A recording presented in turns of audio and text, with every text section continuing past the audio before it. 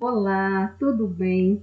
Meus amados, estamos de volta com as nossas aulas remotas, né? E assim nós iremos concluir o nosso ano. Já estamos iniciando o quarto período, concluindo o ano letivo de uma forma bem diferente, sim, mas não menos importante do que se estivéssemos em sala regular. Então, hoje nós iremos dar início a um novo conteúdo, dando sequência ao que já estudamos sobre o substantivo, mas é um conteúdo novo, está bem? Vocês vão acompanhar comigo, com o livro de vocês aberto. Nós iremos ver o substantivo e suas flexões. Esse conteúdo está lá nas páginas 94 e 95. Nós exercitaremos oralmente algumas questões. Eu também explicarei o conteúdo e vocês farão apenas duas questões que está lá na página 96 para exercitar o conteúdo. Muito tranquilo, mas eu peço com muito carinho que vocês façam a tarefa, que vocês se empenhem, tenham foco e fé para essa reta final. Todos estamos juntos nesses momentos que não são fáceis, mas com fé conseguiremos vencê-los, tá bom? Então vamos lá ao nosso conteúdo. Livrinho aberto e vamos lá à nossa primeira questão para introduzir o conteúdo. Gênero, flexão de gênero.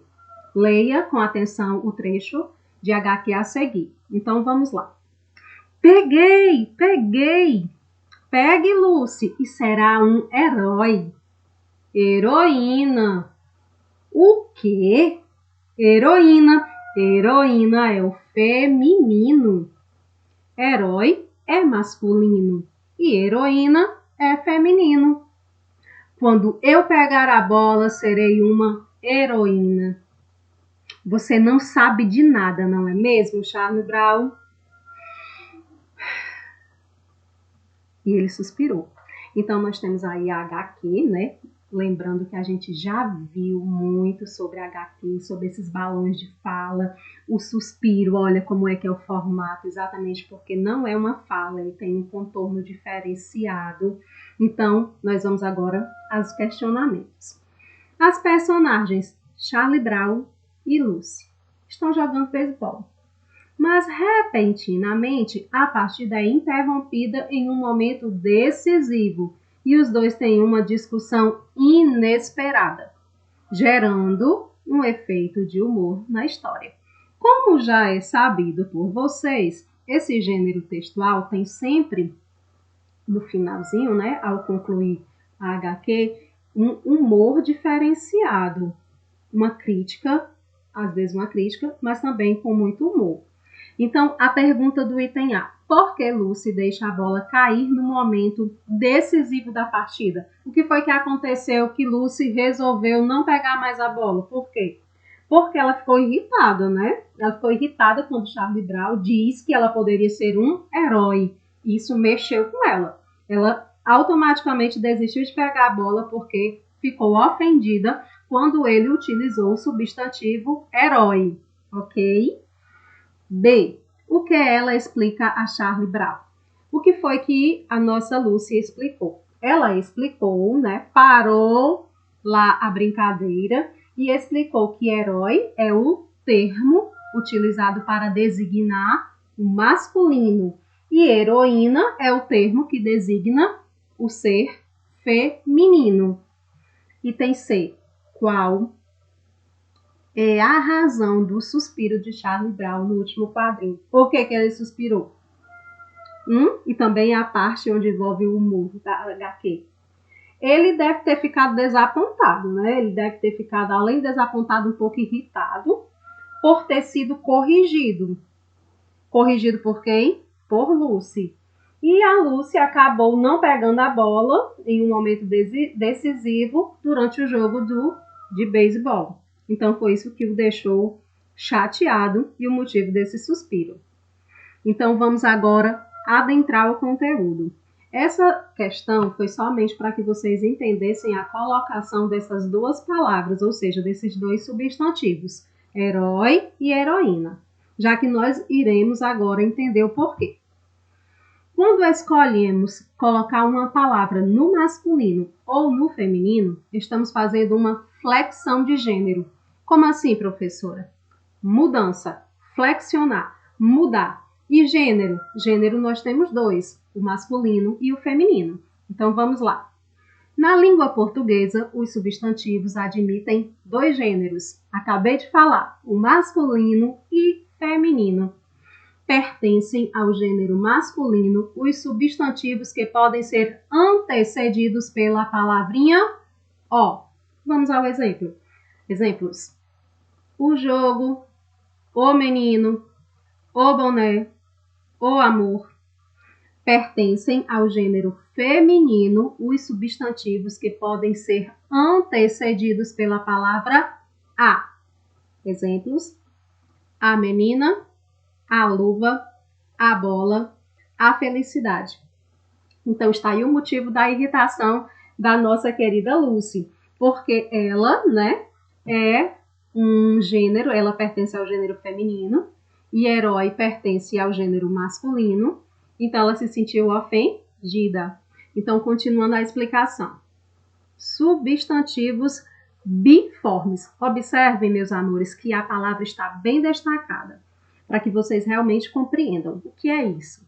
São aqueles que apresentam uma forma para o masculino e outra forma para o feminino, como ocorre nos exemplos que nós veremos agora. Então, professora, quando eu tenho um substantivo que é de uma forma, olha o nome, biformes. Formes, já lembra? Forma, né? Uma forma para o feminino e outra forma para o masculino. Então, aí nós temos substantivos biformes.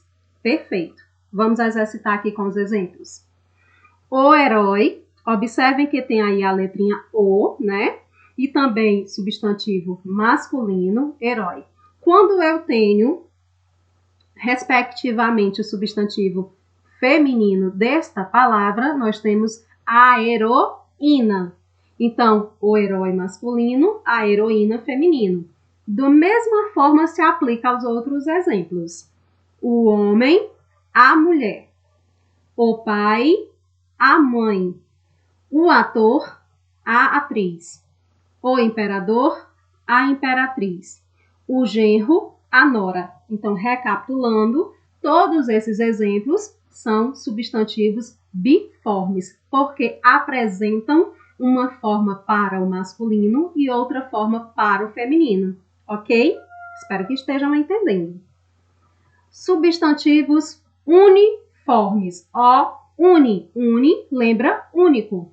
Formes, forma, única forma, para que vocês possam compreender bem legal e de forma bem tranquila. São aqueles que podem designar tanto o gênero masculino como o feminino. Como assim, professora? Sim. O substantivo uniforme, ele é uma única forma para os dois gêneros, o masculino e o feminino. Como é o caso de, olha os exemplos. O peixe. Nós não temos a peixe, né? Nós temos o peixe. Então, o peixe é um substantivo uniforme, no qual designa ser tanto do gênero masculino como do gênero feminino. O hipopótamo,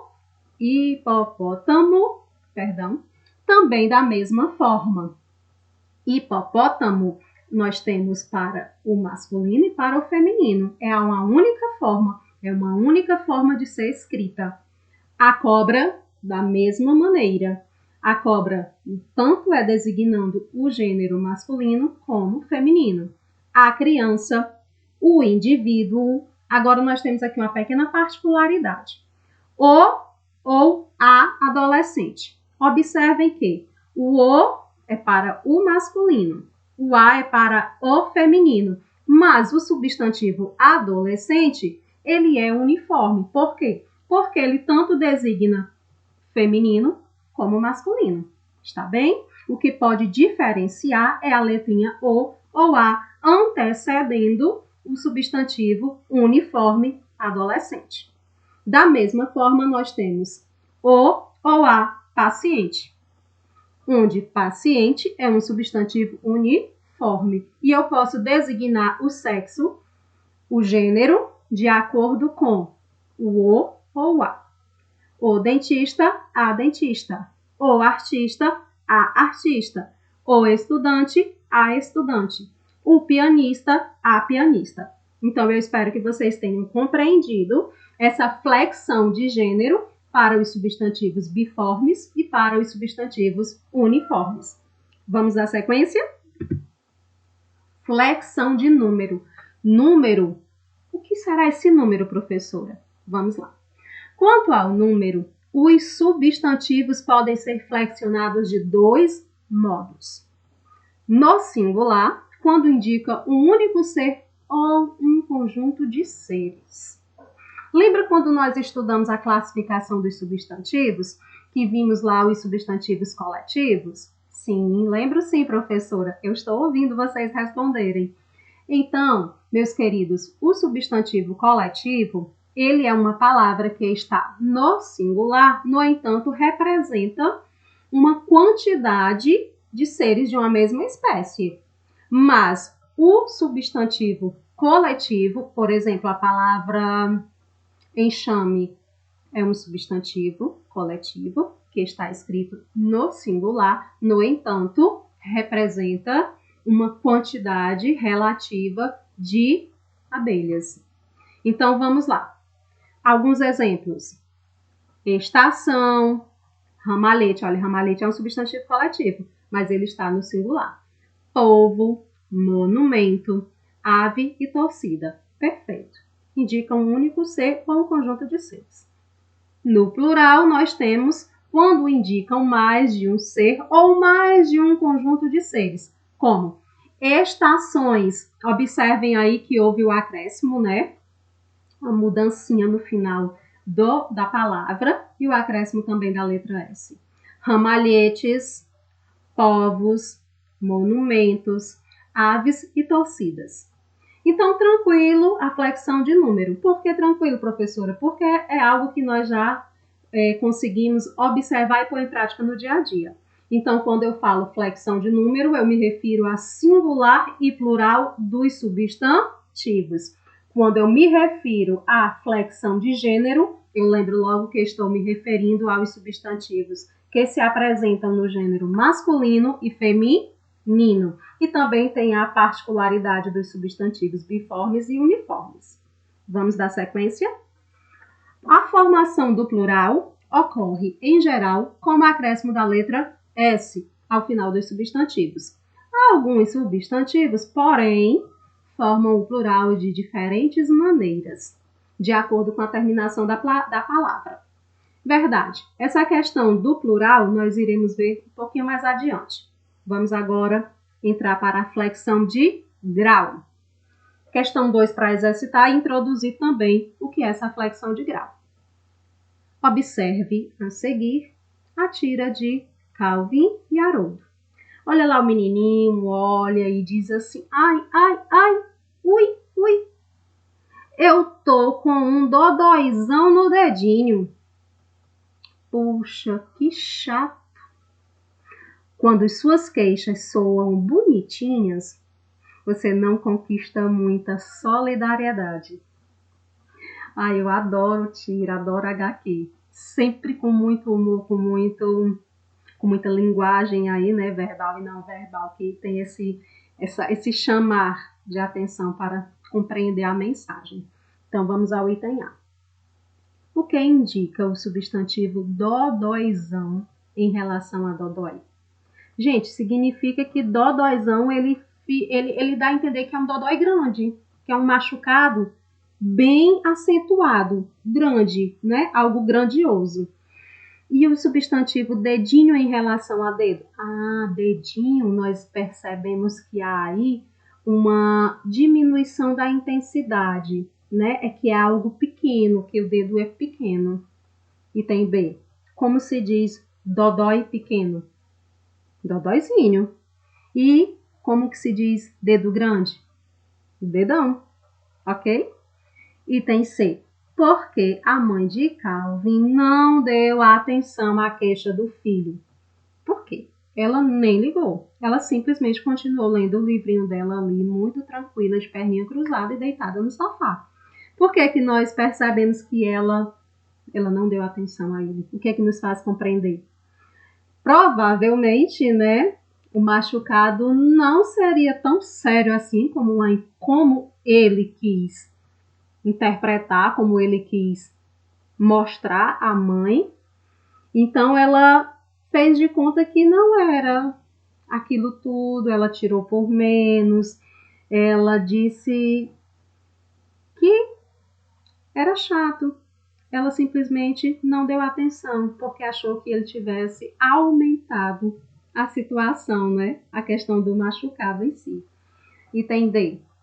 As palavras dodóizão e dedinho têm sentido literal quando usadas por Calvin na tira. Ou seja, elas realmente querem dizer, dodóizão realmente quer dizer um grande machucado, dedinho quer dizer um dedo muito pequenininho. Ele usou as palavras em seu sentido literal? Não, não é? Não, porque nem a mãe deu atenção a ele. Porque normalmente, né, a criança aqui, ela tem o dedo proporcional ao seu tamanho. Como ela é uma criança, o dedo dela tem que ser realmente pequeno. E o machucado não era tão grande assim como ele estava tentando mostrar a ela. Não tinha nada de extraordinário. Está bem? Então vamos lá agora para a explicação sobre a flexão de grau, exatamente tendo como base esses dois substantivos que Kelvin aí nos mostrou em relação a esse machucado, dodóizão e dedinho. Olhe lá. Flexão de grau ocorre, em geral, quando são assinaladas as variações de tamanho dos seres. Os substantivos apresentam-se em 3 graus. Olha que nós temos o grau normal, quando o substantivo se apresenta normalmente. Bola, peixe, cachorro. Ele tem o grau aumentativo, quando dá uma ideia de algo grande, maior do que o normal, então será bolona, peixão e cachorrão. E o grau diminutivo, quando tem exatamente uma intenção de diminuir algo. Bolinha, peixinho, cachorrinho, ok? Em geral, para assinalar o grau diminutivo, acrescentam-se os substantivos às terminações inho ou inha, ou zinho e zinha. Para marcar o aumentativo, na maioria das vezes, acrescenta-se a terminação aotil, ão, e ona, ona. No entanto, a flexão de grau dos substantivos pode ser também indicada de outras formas. Veja os exemplos a seguir, nessa pequena tabela. Nós temos aqui na primeira coluna substantivos, no grau normal, e em sequência no grau diminutivo e no grau aumentativo. Vamos observar como esses substantivos se comportam em seu grau aumentativo e diminutivo. Nós temos aqui forno, substantivo no grau normal, quando diminutivo, forninho, quando aumentativo, fornalha, tá certo? Casa, nós temos casinha ou casebre para o diminutivo, e para o aumentativo, casão ou casarão. No grau normal, nós temos bola, no diminutivo, bolinha, e no aumentativo, bolona. Então, meus amores, muito tranquilamente vocês conseguem compreender esse conteúdo. Eu acredito que sim, até porque vocês são muito inteligentes, está bem? Então vamos agora, após todas essas explicações, a 2 questõezinhas que eu já havia dito que vocês irão exercitar, está bem? Olha lá a primeira, não precisa copiar a tira, só as questões. Vamos ler aqui a tirinha do menino maluquinho. Se a gente quer brincar de polícia e ladrão, alguém tem que ser o ladrão. Só de mentirinha, falou? Por exemplo, o ladrão agora é o Juninho. Ei, isso é calúnia.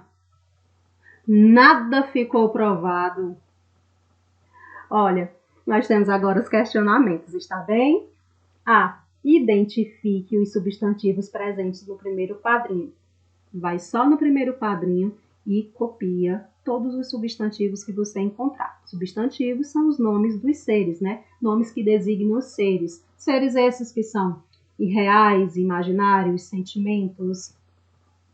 E você vai e escreve aí no item A, está bem? B. Classifique as flexões de gênero, lembrando que gênero, masculino e feminino. Número, singular e plural. E grau desses substantivos. Grau, normal, diminutivo e aumentativo. Então, você vai pegar os substantivos que você escreveu no item A, reescrever no item B, fazendo as suas devidas classificações. Está bem? Colocando ao lado do substantivo qual é a classificação dele. Qual é o gênero, qual é o número e qual é o grau de cada um dos substantivos que você encontrou no primeiro quadrinho e que, consequentemente, você copiou no item A. Item C. O substantivo junim é uma variação de um substantivo no diminutivo. Ok, está informando. Agora vem a pergunta. Indique qual substantivo é esse. Meus amados, você vai só escrever qual é o substantivo no grau normal do substantivo junim. Agora vamos ao item D. Por que foi usada a variante junim e não a outra forma nesse substantivo? Por que eles falaram junim e não a outra forma? E não no grau normal? Por quê? Tranquilo. E. Defina o significado da palavra calúnia no segundo quadrinho. Se necessário, consulte o dicionário. Muito bem, meus amores, você vai no dicionário ou vai na internet e procura lá o significado da palavra calúnia e escreve tranquilamente aí no item E. Agora vamos ao F. Explique por que Juninho considera uma calúnia o que o menino maluquinho está dizendo. Você vai explicar. Por que ele considerou uma calúnia? Por que ele disse isso? O que ele entendeu ou o que ele deveria ter entendido e não compreendeu aí? Item G. Esclareça porque a reação de Juninho gerou humor na tira. Olha, o que gerou humor foi exatamente a reação dele. Agora você vai explicar por quê. Está bem, meus amados? Vamos à questão 2. Leia o texto e responda às questões. Quem inventou o band-aid? O norte-americano Earle Dixon, funcionário da Johnson & Johnson em 1920. Segundo a empresa, Earle elaborou o protótipo do produto pensando em sua esposa, Josefina, que se queimava e se cortava com frequência quando cozinhava. Com a invenção do marido, Josefina podia aplicar um curativo no machucado sozinha e rapidamente. Mas o produto não deu certo imediatamente. Ele só começou a bombar nos Estados Unidos 4 anos depois, quando a empresa criou uma máquina que fabricava o band-aid já esterilizado. A Segunda Guerra Mundial também deu uma força. As tirinhas adesivas foram enviadas para soldados norte-americanos na Europa e assim se popularizaram por lá também. Nós temos aí o acervo de onde foi tirada essa informação. Agora nós vamos ao item A. Por quê? Vamos explicar por que o band-aid não fez sucesso logo que foi inventado pelo estadunidense Earle Dixon em 1920. Vai até o texto, tranquilamente você responde essa pergunta, está bem? Item B. Releia o texto e preste atenção no registro utilizado pelo autor. Ele é mais formal ou mais informal? Use exemplos para justificar a sua resposta. Amados, nós já estudamos os registros, né? As variedades linguísticas, e o registro formal e informal, ele está exatamente para que vocês, se tiver dúvida, volta no livro. Está lá tranquilinho, as explicações você volta e revisa e relembra.